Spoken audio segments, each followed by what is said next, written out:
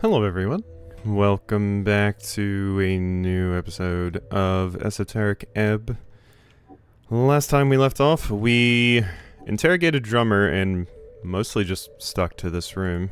Once again, this is one of those games. I've got the rope, I can just climb out. Okay, we'll do that instead. That's fine. Alright, let's get out of here then. But, yeah, I don't know how long this one will be. My throat is kind of hurting today. We'll see. We'll see how long I can last. But, we should be good. Let's go in here. Are you still at work? Yep, you sure are. Well, let's go down here. I just want to see if I can maybe, rob you. Hello. A Vicness dock worker. I mean, I could put on my hammer. Oh, it's a weapon? Oh, I should just always have this on then. I guess that makes sense, it's a weapon. Yeah. Okay, we don't have a negative on that anymore, so... Fortunately, the salad does have a negative. Behold. Oh, terrible roll. A guy. Dwarf. Average height, collected, down to earth, true to his feelings, decently smart, chill, cool. Nice to animals. Not much else to it. Okay. Trifle? I don't really feel like I need them. Hey man. Along the docks you see a bustling of humans and dwarves, cargo moving about, among hard, salty waves hitting the pier. Grand Port of Waterlane. You see only a glimpse of the dockyard from here. On the edge behind the Free Strider HQ, a number of workers are hanging out, drinking and talking. One of them, a long-haired dwarf with droopy eyes, throws you a cool head nod. You look like a cleric. What's up? Nothing much. Work is over for some, starting for others. Like a tidal wave hitting the shore, you know? Like a never-ending search for capital. What's your story? My story, man? Yeah, tell me. Ooh, my god. Not that interesting. Just did like what most exiles did. As the VK got all stale, no one could find a job, we moved downriver. Earth was really cool back in the day with all that stuff. My dad told me, my dad took me and my sister all the way down. I worked on the GSP, you know. Never got into construction myself, but since I finished school I've been on the docks. Not here. I've only worked on Waterlane for a year or two, but I've been all over the city, really. GSP outlet, Ice Bay Point, North Housing. Had a gig with the factory on North Wall for the Bone Purge. They shut down once they took down the zombies. So yeah, not a huge fan of the Free Striders, but the AR pays well. Nice folks too. Beyond that, I'm looking for a wife at the moment. Had my eyes on this gal who lived in the hills last year. She liked my friend Jaggy more. Don't blame her. Got a real nice mustache. It's hard saving up for a house these days, so not sure if I'll ever afford the whole family life, you know? Ice Bay Point? Ice Bay Point, the eastern point of the Palace District, the third largest port in Norvik. Maybe I should vote Asglist. Focus? Oh, you're done? Jolt? Ah, what a lovely story. Yeah, you should. Regular dwarven tale. Thanks for asking. Clerics don't usually ask all nice and kindly, you know? Goes in for a fist bump. You have been chosen! Do it. Bump his fist. Hells yeah. You hear Snell audibly yawn behind you. Goodbye, citizen. Snell, don't laugh. Alright, don't be a jerk. Also, I realized I said last time, I was like... I probably got that little bit of Free Strider because of me, taking the immigration papers. But that's impossible, because the Free Striders wanted me to take the immigration paper, or didn't want me to take the immigration papers. They are specifically pro-immigration, so the fact that I took the papers would not have given me a Free Strider point. If anything, it probably would have given me an Earthguard point or something, a nationalist point. So, yeah. But I realized that when editing yesterday, I was like, oh wait, I super misspoke here. What's down here? Or at least to the warehouse. Only Free Striders and guild workers are allowed in. Not getting through here.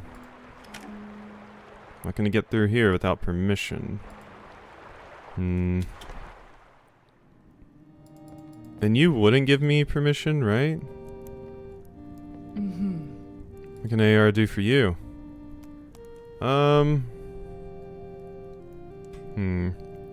Tell me about the griffin on the roof. Griffin on the roof? York laughs at your words. Really sounds like a magazine tale. Swear I've read it at some point. Serious, there's a griffin upstairs. Yeah. Thought it sounded funny as all. Technically, the griffin is not allowed to use our building as a nest. However, by sheer happenstance, it has become one of the many unwritten and unofficial exemptions around here. I've simply learned to make do, as one does. Who owns it? One of our temporary guests, high-ranking member of the Free Striders, come to visit for the election. One of those types. It just sleeps here all day? For now. I've heard he'll be heading out after the election. Can't wait. Is it annoying to deal with? Yes. Now, the real answer to that involved describing griffin droppings, and I'd prefer to keep away from that. That makes sense. Can I fly on it? I recommend not. Entirely for the sake of your own health. Unless you got somewhere to fly off to? Damn. I don't. If I did, I'd totally try it. Somehow, I can imagine. It's all about the griffin. Let's leave it at that. Vera's avoiding answering many things about this creature. For one, because she does not wish to think about it. For second, because she is not allowed to say anything about its owner. Bureaucratic reasons, sure. You would love to have a griffin one day. You could be like the heroes of your childhood tales, soaring through the air, rider of the sky. Looking for a hag? Cleric searching for a hag. Really sounds like a magazine tale. Romantic almost. Yes, very romantic. Highly so. Look, it's no secret that Ascani Reed's trade company employs a number of hags. Since the early revolution, we prided ourselves in working with those who turned from the magicrats, including the many young women left scarred after the MHR. MHR? Mass hag recruitment. Interesting. Terrible initiative in Old Dimenor. So you're employing hags on Tolstad? Freelancer, yeah. Her name is Lissa. She provides security, arcane knowledge, eldritch invocations, and divination. She's quite good. But unfortunately, she's off on a private matter, from what I understand, so she should be unavailable. When did she leave? Not entirely sure. Last week? Something like that? Did she leave right around the time of the tea shop explosion? It's possible. She involved with the tea shop? Not from what I know. Although I do understand if it's something you keep an eye on. I imagine any esoterically minded individual or creature in the city would be under suspicion. Even our hard-working hag. Where does she live? In a hut. She's usually parked on top of our headquarters here. Parked? Is it a Baba Yaga hut? It moves. You know how hags are. It is a Baba Yaga hut. Can she cast fireballs? No, I don't think so. Remember those funny magma hags on the Burn Coast, but beyond that, I don't think I've ever heard of a hag casting spells like that. This only deals with typical hag magic. She's a witch? She thinks about your question for a while. I think there's a distinct difference between hags and witches. Not entirely sure what they are. This orc is the wrong person to ask about esoteric things, I'm afraid. Where can I find her? No clue. Freelancers go where they please. She might have left the city as far as I know. She'll turn up eventually though, I'm sure. Okay, let me know if she shows up. Will do. I need access to the guild warehouse. Yes. She takes out her notebook. Have you delivered the documents? No. She looks from her notes and nods. Right, I'll just be waiting to hear back from the signees in that case. Should be any minute. I actually have to get some people to sign the papers, it appears. 3 local entrepreneurs, was it? Might be a challenge, but we'll see. That's all for now. Okay. So if I want access to the warehouse, I am going to have to do this quest for Vera. Which would help the Free Striders. Which the question becomes, like, do I want to do that? I also haven't given enough praise to this quest tree here, because it's a really, really cool idea. I think I've seen it one other place. I think it was Pathologic, specifically the new Pathologic 2, like the remake I think has it. But it's really, really cool, and I kind of covered it a little bit earlier, but you can clearly see like where some dead ends are and where the big quests are and what are like minor quests. But you can also see like here, I know whatever this quest is probably links to one of these, which is a neat idea. And then you can see, like, yeah, all of these branch off of this one, all of these branch off of this one. So it's cool to kind of have that sort of setup, so you can visually see, like, oh, maybe I'm missing something over here, so you can go over here and find that, which is cool. So it's neato. I like that. It's a good map. It's a good way to portray your quests. But what do we want to do? Cornlord's meet. Do not have permission to enter the T-stop. You need authorization. You know his mansion found up the hill. You refuse to swear an oath. In return, refuse to give you access. You have to find another way in. Yeah. Am I gonna dig through the garbage again? Stairs down to the bustling docks. The Reed and Mead? Torna, the first of the river guilds. Okay, well, let's go explore over here some. Excluding the anti-magic messaging, freestriderism comes with great branding. No one can dismiss the dwarves' architectural genius. Deep, groaning, the bell of Waterlane. I never read these sorts of things in the voices, even though you should, but democratic propaganda. Office of Snurre Appledent, PN. Oh, you! I've seen you. Snurre's office. Children's drawings on the wall. I've seen you, like, on, like when I'm starting the game up. Something stuck between the pages. Well, you're asleep right now, so... I'll be taking your dream patch? What does that do? Small amounts of pixie essence incorporated into a sticky patch can be used to recover 3rd level spell slots. Interesting. Scholarly commendation of the Fordnip Commonwealth. Collection of books, political mostly. See a collection of books from the philosophy canon, none of which you are really able to understand. Next to them, a line of famous political books. Asgla's Theory, Hedonist, The Dark Book of Shadow, Lysandro, and many more. This scholar has good taste. Open the Folk by Lysandro. Lysandro was the first book placed in your hands as an Earthfolk recruit. Open it. Look inside. It's an old worn copy of that same text. Musings about the divine era of great walking gods and their theocratic states. A history lesson, morphing into a series of guidelines. How modern leaders, as a response to the drawn-out Coast War, should return to the old. The proven, the organized, the divine. Although written from the perspective of not faith nor service to the holy, but rather that of service to the state. A modern theocratic vision, the nation as an entity not bound by the protection and lifetime of its god. Instead, the nation-state will survive on unifying cultural traits passed down from that god to his people. This, Lysandro writes, will fasten them into the earth, creating firm groundings for the states to exist beyond any others. The later chapters go on to describe his dream of a millennium empire, his grand plan, a notion to survive the passing of eras. Collection of ideas he gathers in this dream, an ideology structured around order without the weakness of monarchy, the chaos of democracy, or the esoteric dependence of magocracy. Interesting. Order, but also, you say without the weakness of monarchy, but you're still just putting all the power in one person's hands. For the most part. Or just, yeah, a modern theocratic vision, which is... I say you're putting all of the things in the one person's hands, and yeah, that there's going to be some elite that control everything, but the one person's hands I'm referring to in this instance is whatever their deity or god is, just dictating every single thing about how things should be run and what should be done.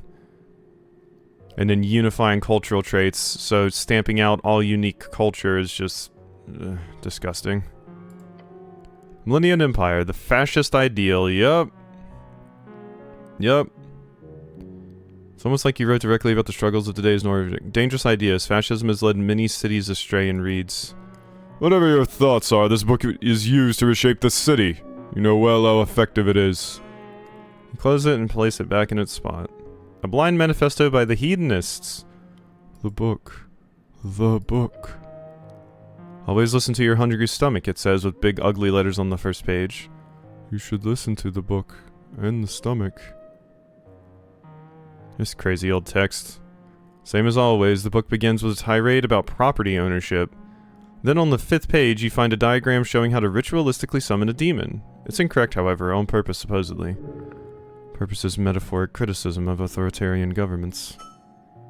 The rest is a series of extreme essays on the topics of hedonism, rejections of statehood, free association, maximizing sensation, direct democracy, and reciprocal exchange. Paints up an image of an ideal world where all can live without strife simply through the cooperation and love of all things. A loving image. Communally loving. Made illegal in many cities after its release in 466 AE, this rambling text has survived for one reason or another. It is the thing that makes you feel good. The text of truth. Look at the chapter on free love. You flip to pages 52, you remember it well. It has pictures. Tiny scribbling, something akin to stick figures positioned in various enwrapped unities. Remember the words well, the guide on how to make ultimate sensations of the flesh. This has the Kama Sutra in it? Just straight up? Remember it well. You will need it one day. Put the book away. Hedonists are back on the shelf. Thank you, hedonists. Every single time I see hedonists, I just think of Hedonism Bot from Futurama. Because, yeah, it's a funny character. And hedonism, like, you know, personified.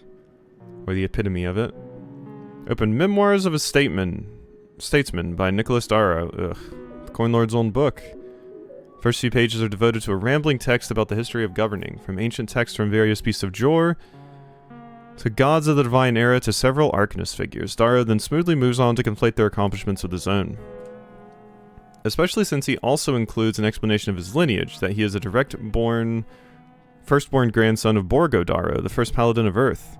The many pages go on to describe both practical, mostly theoretical methods a statesman should use when dealing with the populace, the bureaucracy, and the ideologies of modern life.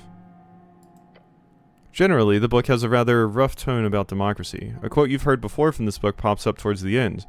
Those who believe in democracy have a wonderful view of folk, to think them capable of making rational and informed decisions devoid of personal bias and emotional conduct. What you remember, it caused quite the stir when it came out 2 years ago.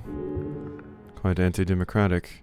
No wonder people were upset to have a magistrate use such terrible language. Exactly. The book away. And the Dark Book of Shadow by the Shadow Lord. Cool. The person from Nier. Pick up the black covered tome. A faint tingle goes through your gloved hand. The most evil book I've ever seen. Well, we haven't seen the Necronomicon yet. How'd they even get the cover to be that black? It's like a void. Memory lingers in this tome. If you open it, you shall recall. Open it, despite its evil nature. The text is not dangerous. The pages show but a holy scripture of the Shadow Lord's lost religion, one of eternal servitude and the search for life and death. Shadow Lord, an early walking god of the Divine Era, known for his legion of Death Knights, the grasp they held over Old Dimenor for close to a century. His city, Salvalny, still stands today, and is where the remaining Shadow Clerics gather. They just worship death? They're just like necromancers? Salvalny, the third biggest free city in Reeds. Known for their divine roots, naval expertise, and vineyards. One of the few cities that retained a religious base during the Arcane Era. However, you remember it well. This was the first book you were ordered to study, as punishment for your idiotic behavior at the towers. You remember. Your first journey towards the esoteric. I'll recall it. Oh, I rolled a 1. How painful it was. To know beyond any doubt how alone you truly are. Blurred faces, hushed whispers. A crowd of thoughtful peers, each snickering about your hand. A raised hand among a crowd of sheep.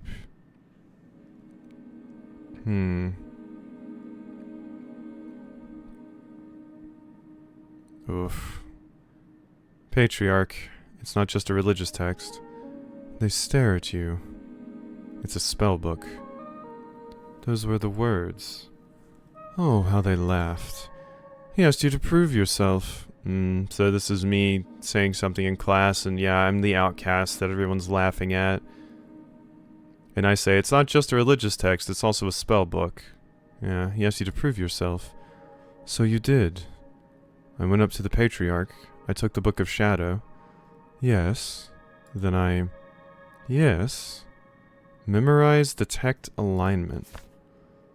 You memorized it on the spot. Then you cast that ancient spell, once used by the Death Knights of the Shadow Lord to subjugate and control the minds of people. A spell that is, despite its first level, not learned by most clerics until they grasp the intricacies of higher tier casting. Interesting. So yeah, I proved it to the professor that was laughing at me along with the entire class by just walking up and memorizing the spell immediately and using it on him. Because my cleric is apparently just a freak that can just memorize spells immediately. Death Knight, a term for warriors of necromancy. Many were created and fought during the Coast War, but most legendary were the Death Knights of the Shadow Lord during the Divine Era. Everyone was left stunned by your excellence. Not only master such a spell, but to do it in seconds instead of days. That moment was yours. From that moment you marked your place at the towers as the greatest spellcaster, the greatest talent among them all. However, as always, the weak fear the strong. That moment also began your ostracization. You would never be among them, never have peers, never would you see in any way, none would see you in any way as a brother or a comrade. Yeah, they were afraid of me, basically. I would be a leader, I would be an enemy, I would be an obstacle, I would be their end. I'd be an enemy. You are, and you shall continue to be. Gasp for air. Well, that was interesting. I'm really glad I opened that. Get a little bit more history about my character, and yeah, like that's just a fun, like, character building moment from our past, because we haven't gotten many of those about the cleric. And we sort of just seem like a bumbling fool, but we are very busted in a few ways, and people need to respect that. Your vision is blurry. It is filled by the pages of that book. It is a good one, despite its religious fervor.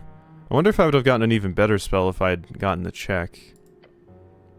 As many say, the Shadow Lord was as much an early arcanist as he was the greatest of the walking gods. Close the book. Interesting. Very, very interesting. For an instant, any creature of the types Aberration, Celestial, Elemental, Fey, Fiend, or Undead will be clearly indicated to you. Additionally, any Behold check will reveal the creature's alignment in accordance to Jor's strings. The spell affects all creatures in the current area. Interesting. Any creatures will be clearly indicated. Additionally, any Behold check will reveal the creature's alignment. So, it's interesting. It basically clearly marks people, and then also gives me more information about them. Magical quill and paper. Tiny dictator. Advantage against bureaucrats. I mean, what happens if I just take it? You're asleep right now, so this might be my only chance to take it.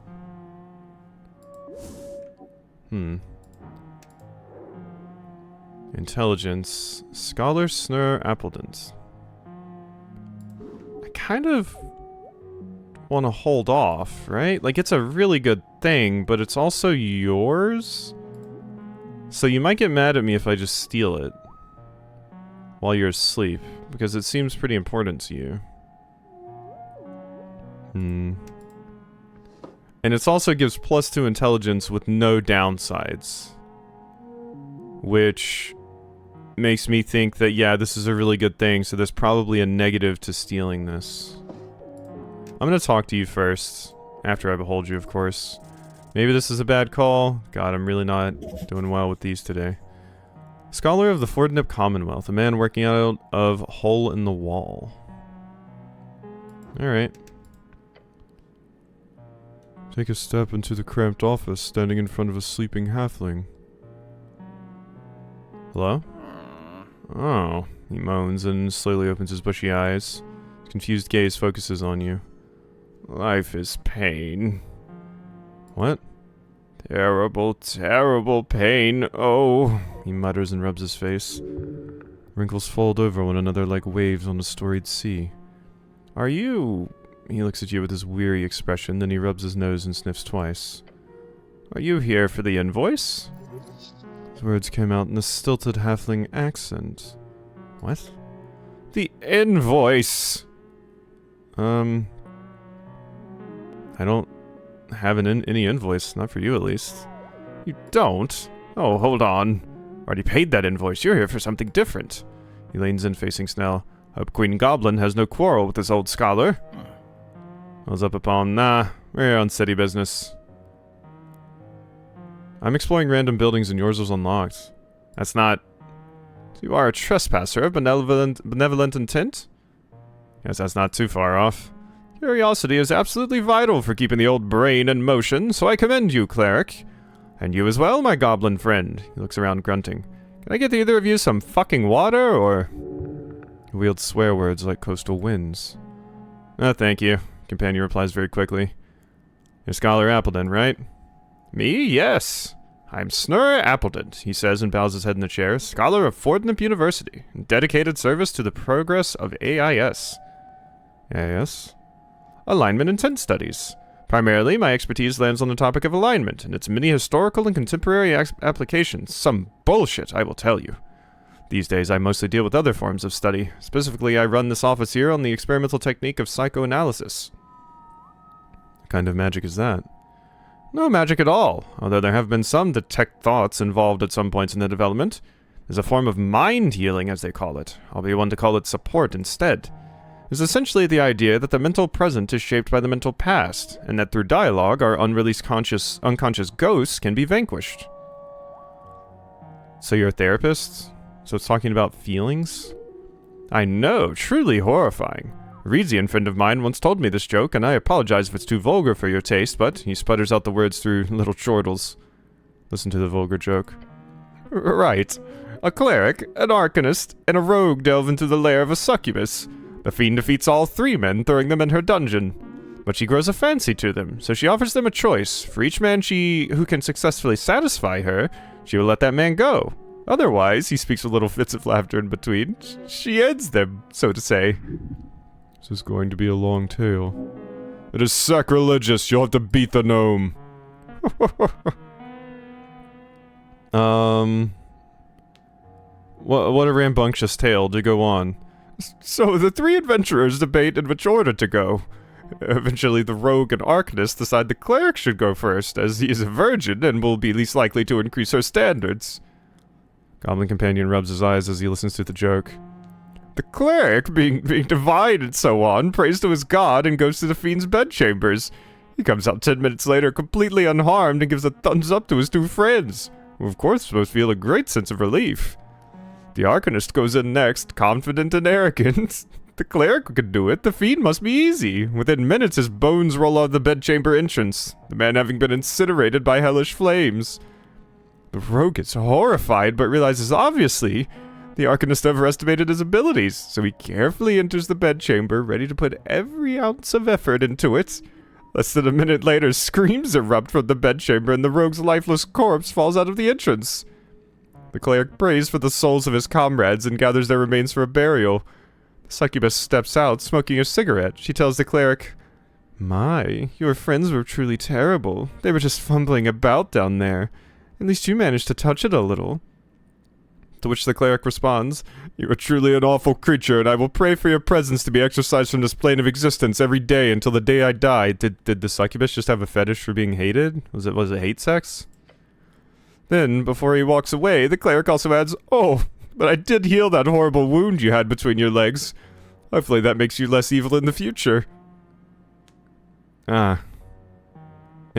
Interesting. The goblin lets out a slight gust of wind through his nose. Yeah, I think I get it. Yeah.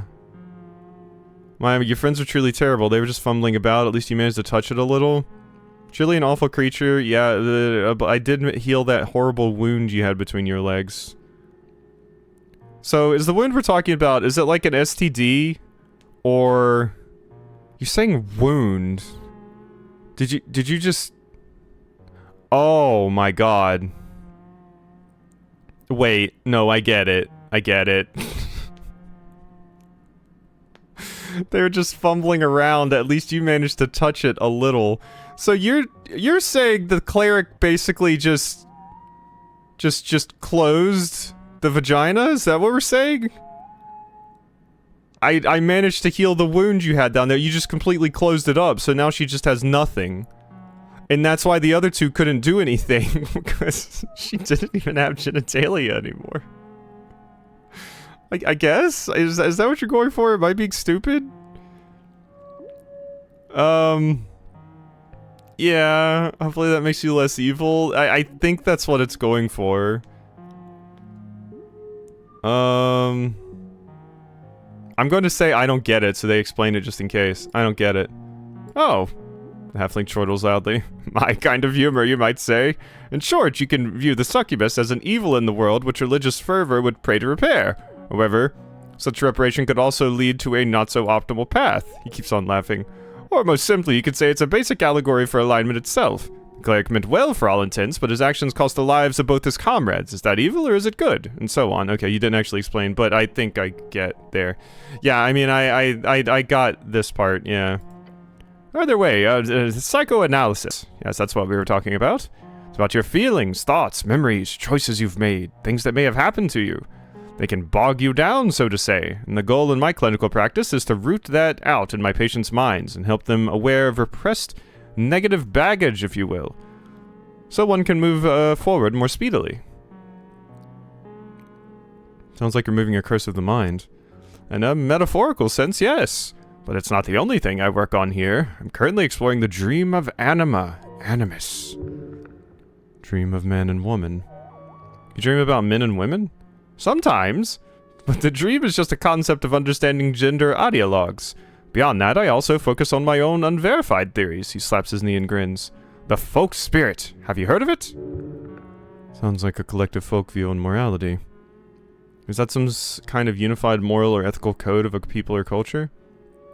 No, it's... He leans back and squints. That's not actually that far off. You've got a head on you, cleric. The folk spirit is the working title for my new thesis. Most of it, if you excuse my anarin, is fucking bullshit. But in short, it's about how each folk share a number of core communal archetypes or myths. Traveled around the coast to collect as many tales, writing down thousands of stories previously only passed down orally. All to see how well my theory holds up in the minds of so many folk. He clears his throat and begins to lean back into his chair. Apologies, I'm ranting here. Let's put a stop to it. What do you want, cleric? We were attacked by an assassin, seemed like a cult thing. Yeah.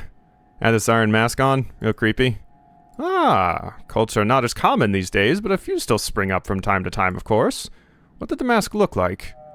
Green. Oxidized copper, maybe. And lines across it. Seemed esoteric. I'm just gonna listen. And a dagger. Maybe a yellow thing. Basically, he ran at us and tried to stab us, and, well, something magical was going on, too. Then he got away before we could get answers. After he failed to kill us, or at least the cleric. Well, not a cultist. No? Doesn't sound like it. Not in the organized thing, at least. Sounds more like some lone actor. He sniffs. Cultists move in groups. They kidnap rather than kill. They wear matching uniforms like some fucking theater performance. All the cults I know of, Esut's Dragon Cult, Cult of Elemental Evil, the various Titan cults, and all the borderline cults for the evil walking gods. This could be a new one, or some minor cult history has been overlooked. More likely this is a radicalized spellcaster, or a follower of some magical creature. If he's draped up in magic gear, it's more likely a professional hit. Does anyone want you dead? Might have to do with the tea shop. Halfling barely listens to your comment, touches his mustache. Perhaps a warlock? The goblin winces at hearing the word. But for what patron? A fey creature? Some aberration? Who knows? You should be careful, though. That kind of magic is deadly at best. Right, good info. Slightly horrifying, but good info. Keep that in mind if we run into him again. You do that, my tip. Strike before he gets off any dark magic on you. As the old legionnaires say, rather a blade the belly than a curse on the balls. He laughs. You can handle it. You can handle anything. Anything but mass torsion, and you should be fine. Yeah, that wouldn't be great. Give me some mind healing. Of course. I'm however a bit swamped in work right now. I'll get you a book slot. Have time after the election. You should come visit then.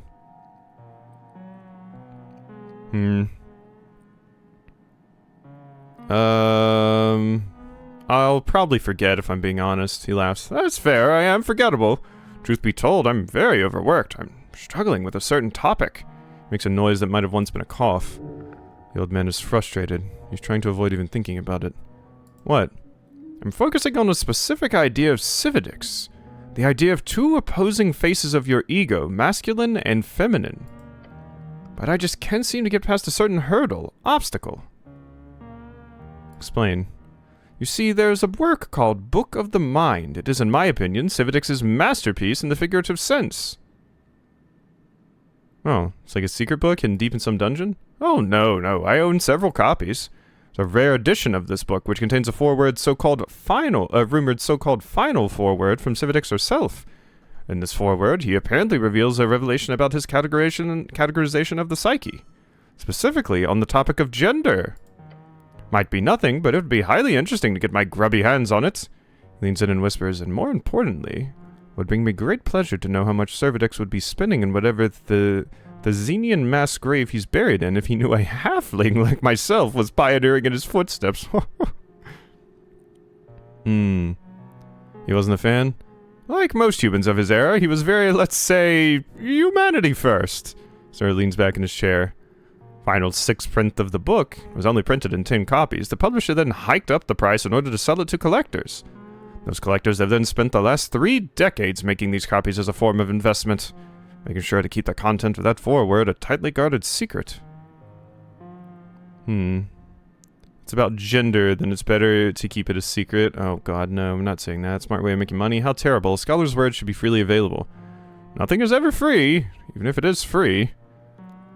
So what, you want me to find this rare book? He nods. Drank a bit too much the other night, and in my desperation I paid a diviner to cast locate object for me. Didn't expect anything, and it was very expensive. However, she actually found it. A copy of the 6th edition of the Book of the Mind is here, very close to Waterlane View. She even told me the exact direction. He points to the floor. About 40 meters. Straight down.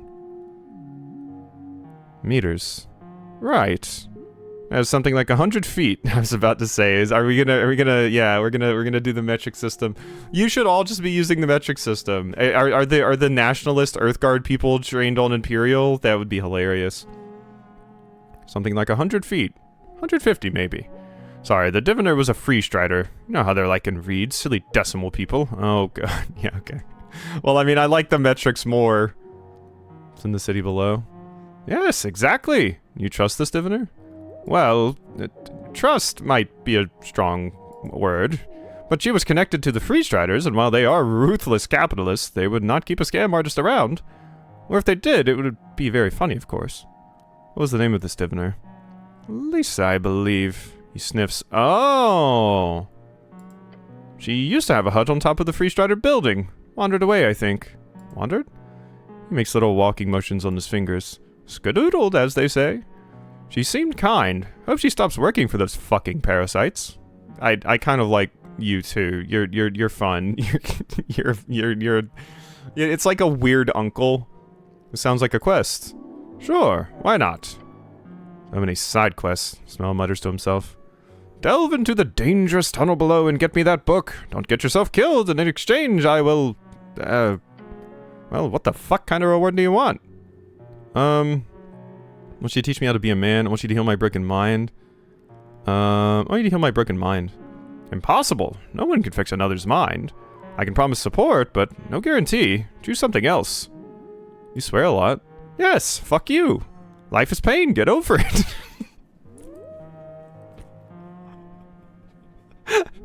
I love him. I love him. He's great. He's great. He's wonderful. Oh no, do you have a magic item or something? Shrugs. I have books in droves. You know what? He says and snaps his fingers. The book itself. It's expensive and probably magical in some sense. Get me the book, let me take a look at the foreword, and you can keep the book afterwards. That's still a quest, right?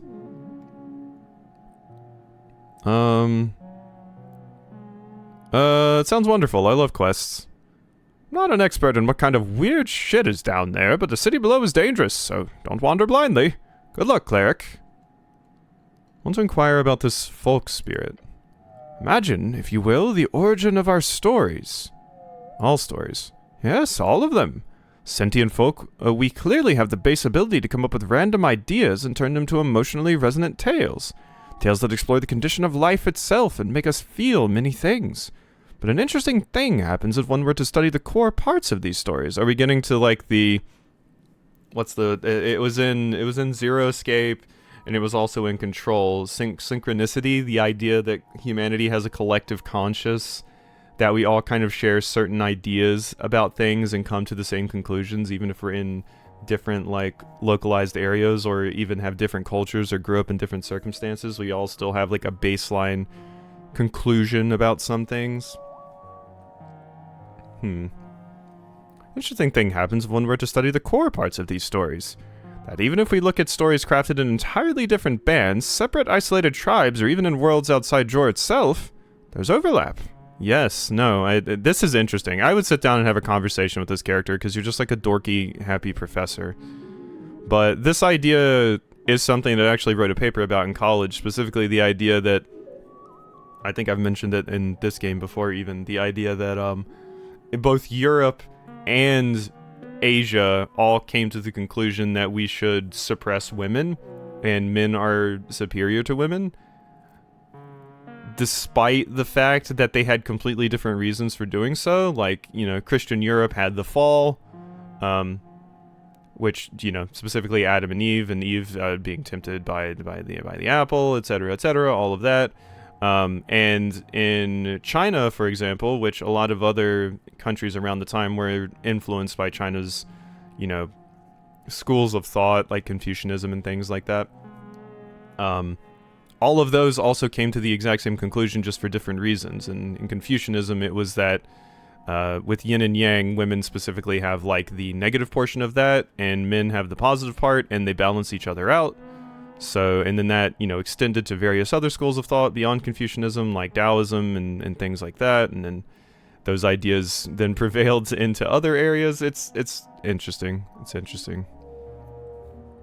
Should I just let him speak? No, absolutely let him speak. Yes. Stay quiet. Humans who live in the remote mountains of Yim have the same repeated tropes in their foundational myths as humans in Reeds. Yep, no.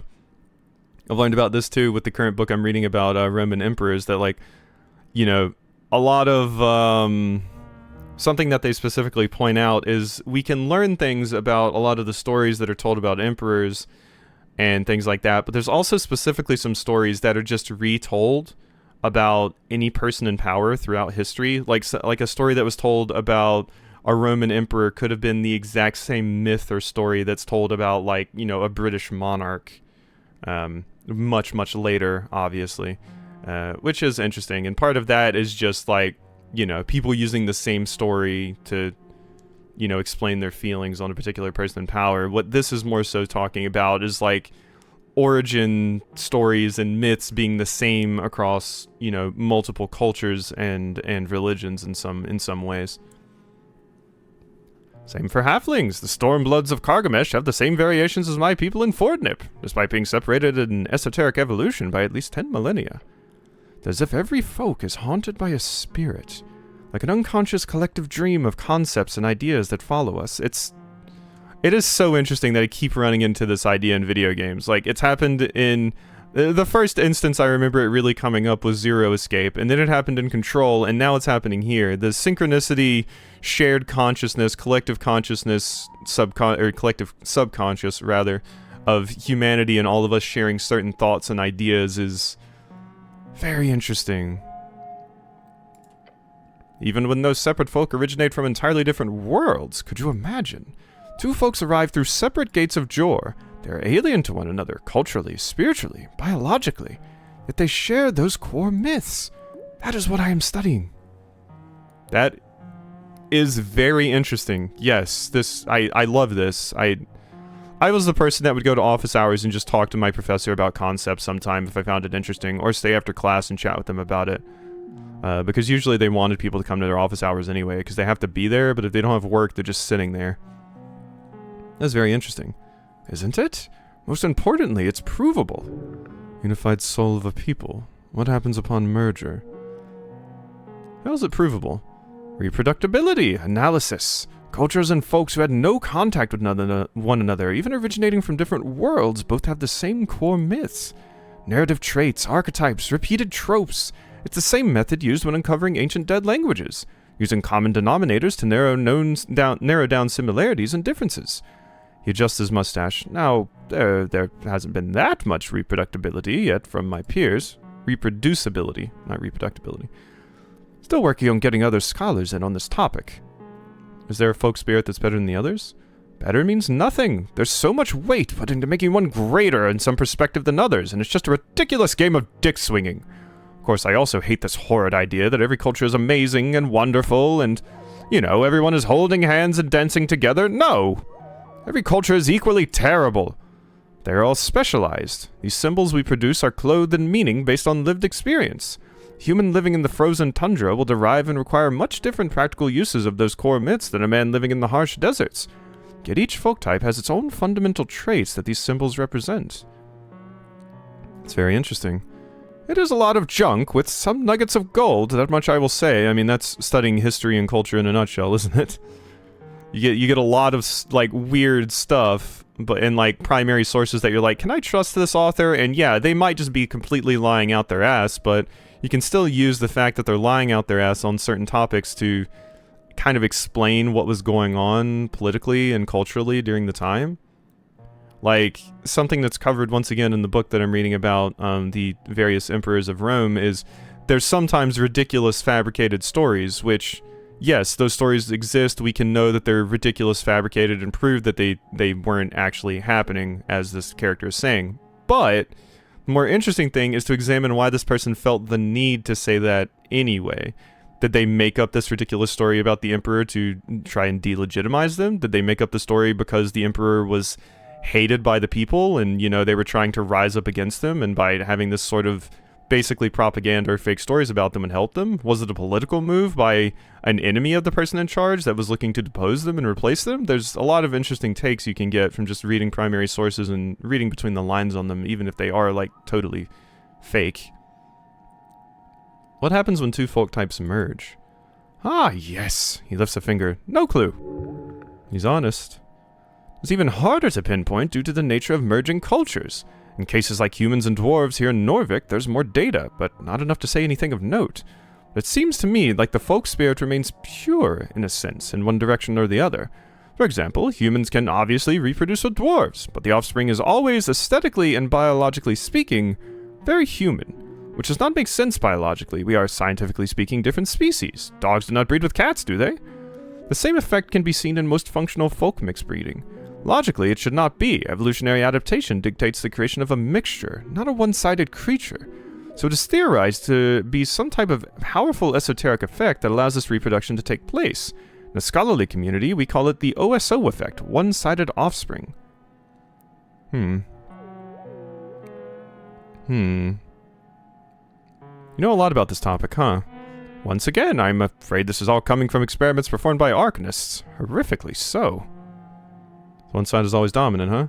Not biologically speaking, but esoterically? Yes, objectively so. So, it wouldn't happen that way, but there's some sort of magic going on that's causing it to happen.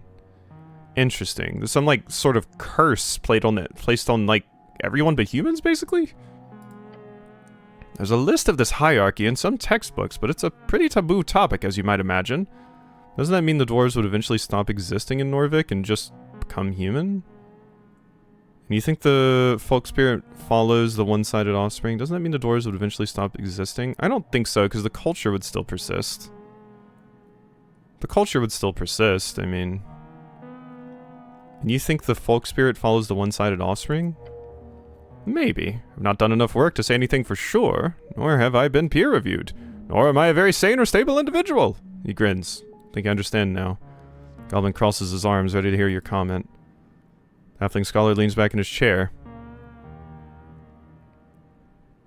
About breeding was very conspiratorial. I don't have strong opinions. I think you got something cool cooking here. Oh, do you? Gives you a quick nod. Would not spend my old age here if I did not agree to, in some deep sense. He sniffs. Thank you for listening to my rant, cleric. You as well, my goblin friend. You're welcome. I mean, it was interesting. Like I said, I had a lot to say about it. You're an expert in alignment, huh? Somewhat. I wrote my masterpiece on the subject. That should account for somewhat of an understanding on the subject, but not enough. Never enough. Sniffs. Can you change your alignment? Of course. Any creature is capable of leaning in the axis, depending on their day-to-day actions. No. Who decides what's what? You mean the parameters of good and evil? Yeah. There's two different yes. Yeah. Many have asked that question. Look, like all things, it's messy. Let's say you're lawful evil. I'm not. Sure, but for the sake of argument, let's hypothetically assume you are. Okay. You find that being labeled as evil is bad for your business, or your work prospects, as one might.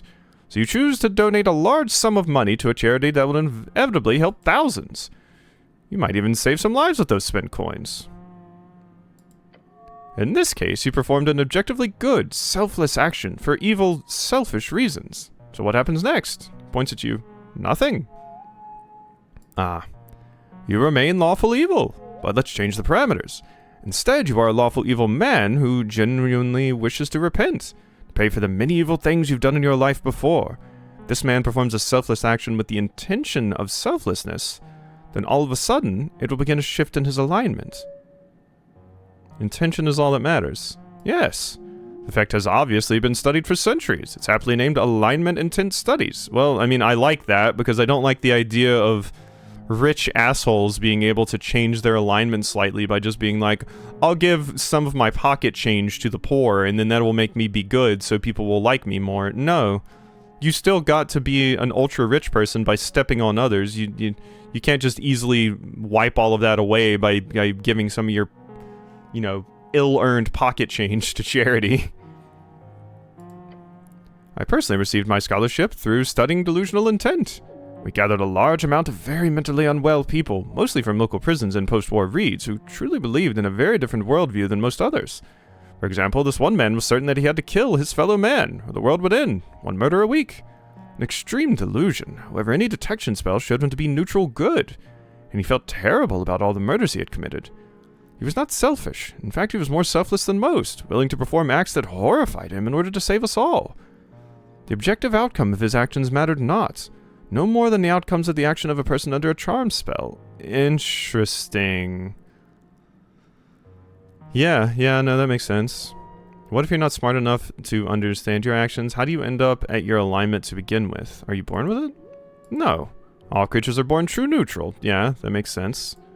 And all reported metrics show babies are unable to perform alignment shifts until the age of about 3 to 7, depending on the folk.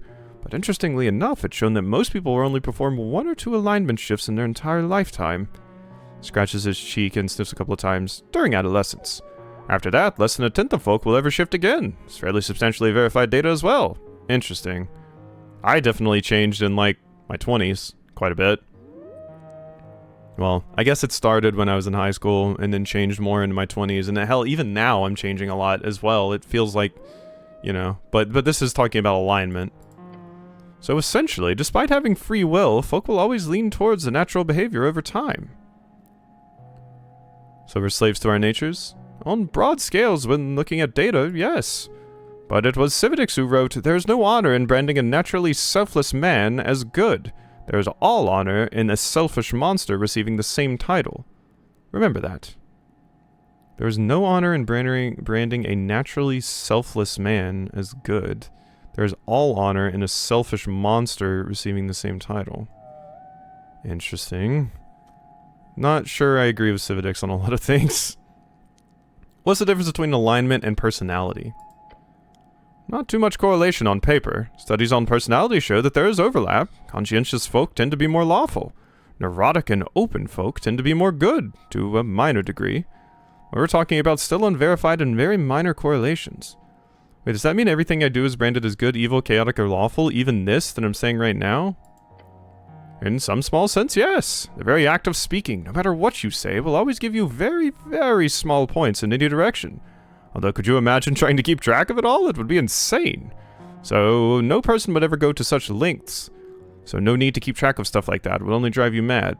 What if you're not smart enough to understand your actions? It's also kind of dipping into the idea that Christianity has, where basically when, I forget the name of the term, but when children are born, up until a certain point, they are saved because they are not capable of sin. And that kind of ties into this, and also the thing it said earlier, where, like, your alignment doesn't really start, you know, like, changing at all. You don't have any influence over it until you're about 3 to 8. So, what if you're not smart enough to understand your actions? That is what we call the sentience line. It's not exact. Animals, for example, are true neutral by default, and that is not a pure beast. Any that is not a pure beast, but rather affected by esoteric forces on some level. That's the theory, at least. But imagine a man who loses enough of his mental faculties to be considered a beast, no longer living in a world of good or evil. Let's say he was chaotic good beforehand. What happens to his alignment? Does he suddenly turn true neutral? Is he stuck at chaotic good, or does he somehow slide towards true neutral? Because that's another thing. There is no known way to perform a neutral action. All actions are either some level of selfish, selfless, lawful, or chaotic, on a wide spectrum. But you can never just move towards the center. It's just not allowed. So you can will yourself into changing your alignment. In theory, yes. I've made my decision. Move on. I'm sorry? I want to be chaotic good, lawful neutral, true neutral, chaotic neutral, lawful evil neutral. I want to opt out of this alignment thing. I want to be chaotic good. That is not how it works, cleric. You'd have to be incredibly deluded, and I mean an absolute living in your own world, mentally unstable, in order to simply decide what your alignment were and actually get an outcome from it. But, I suppose it can't hurt. Good luck. Sorry, what did you choose again? It was, yes? Lawful good, of course. Give until your bones hit the pavement. Neutral good. This is what keeps your innards from cramping at night. To know you are not a burden upon the world. Chaotic good. Yeah, I knew I was going to be leaning with wisdom here. Your heart tells you clearly every day you don't live for you. You live for others, against all the structural horrors the world has brought up around you. Chaotic good. Right, good. A little unorderly, I like it. He nods. Good luck with that, cleric. What does good mean? What a question. Cannot offer a universal answer. That is impossible, of course. But from the data, there are a few ways of distilling the essence of goodness. For example, the amount of good you are is directly correlated with the amount of time you spend inside your own mind, worrying about how much pain you've inflicted upon the world. And of course, practically, it also means performing selfless actions. So, yeah, it's having empathy, basically. And realizing, the consequences of your actions. Performative sacrifices done entirely for the purpose of helping others? Instant goodness. What does evil mean? Most people would say they know it when they see it, but practically it means selfishness. For example, a person with a mental pathology that disallows compassion and empathy, making them naturally only hold care for no one but their own self, that is naturally an evil individual. But at the same time, we are all basically evil, egotistical, disgusting creatures in the end. Push comes to shove, as they say, since obviously all of us have a part that is focused more on our own survival, rather than the survival of the foreign. Otherwise, we would not be alive in the evolutionary sense. What does chaotic mean? Now that can be difficult to parse sometimes. I mean, for me it just means like shaking things up. That's why Asgalist is chaotic, because it's going against the status quo currently. We've done many experiments to try to distill the exact meaning of it. It's difficult. Mainly because who decides what is law? Gods? Your local government? Village elder? No. What is chaos and order is universal. A law can be chaotic, as contradictory as it sounds if its dictation brings chaos into the world. But generally what we found is there are a few common rules that chaos follows. Breaking down structures, whether that is a building or a hierarchy of society, yep, status quo. Lies. In fact, any action that purposely goes against a known truth is considered chaotic. And of course, randomization. Rolling a dice is an inherently chaotic act, as is any form of gambling.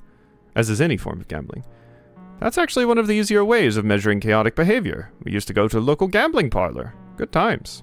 What does lawful mean? Lawful actions can be difficult to perform. It's all about building. Crafting buildings for one, or hierarchies of structure. Keeping families intact and orderly, organizations. As well as following the truth. There have been many tyrannical lawful governments throughout history that have quickly succumbed to chaos due to their warping of the truth itself. But then again, if you can convince people to enter another reality, if you will, where a lie is true, then all of a sudden the folk in that reality will become lawful, despite working and living in a lie. can get very convoluted and fascinating. This character is just dropping so many interesting things about this world, and it's why I'm quite enamored with speaking with them currently and why this video is an hour long. Who decides what any of this means? There are theories. Some say it's the gods. Some say it's Jor himself who controls the parameters in this world of his. Some believe it's simply inscribed into the universe as absolute law. What do you think? I do not know. If I had to guess, I would say it is something overlapping between worlds. Mostly because I do not believe Jor, from all I've read, to be smart enough to make up a system as complicated as this on his own. Does alignment matter? Oh, not in any real way. It can be a tool, but if you cannot read it properly, seeing a man branded with chaotic evil means nothing. But if you learn, it can be used to understand folk better. You can statistically expect an evil person to act in their own interest. You can expect a good person to act in the interest of others. A smart man can use this to his advantage, which is also an evil act, I believe. Funny how it goes. Why isn't it illegal to be evil? Might as well make it illegal to be sentient. Branding it as evil might be the core problem there. Yeah. There are arcanists who created alternate naming conventions for alignments, altruism and egotism, for example, but did not catch on, as they say. But everyone has to be evil sometimes. Imagine your family is starving alongside two other families who are also starving. The other families are smaller folk who need only half as much food. Would you feed your own family or sacrifice them to feed the other two families? The only correct option. Feed your family except yourself. Use your own food to feed the children of the other families. Then die. Honorably. Honestly, kind of agree with Strength here. Actually, I don't even really like to eat food that much. I already struggle with eating food, and I would rather die than have my family or others die. I don't have a family of my own. I'd feed my own family. What kind of man would willingly let them starve? Feed my family except myself. My own food would go to the children of the other families. I'd feed my family except myself. My own food would go to the children of the other families. That, among all other options, is, I would argue, a purely selfless action indeed. What exactly is objectively considered in alignment terms in the scenario? Is it selfish to care for your own people before others? Has it more to do with the exact number of people who live or die, suffer or prosper, in a purely utilitarian perspective? Yeah, now we're getting into the weeds of, like, is it better to hurt the many or, you know, the few, or help the many or the few, etc.? These questions have all been asked before and have arguably been answered. From what we can see, especially looking at the data collected from horrendously unethical experiments performed by Arcanist scholars, it's just about intention. If a man chooses to focus on his own family, but feels really bad about the other starving families, then he will be more good than another man who does not think of the other suffering at all. The proximity rule states that the emotional distance between yourself and the target determines the level of selfishness. If you sacrifice your life to protect your family, that's more selfish than if you sacrifice your life for a stranger. The latter is more good. So in the end, a genuinely selfish person will always have a much easier time being branded with good than a naturally selfish one.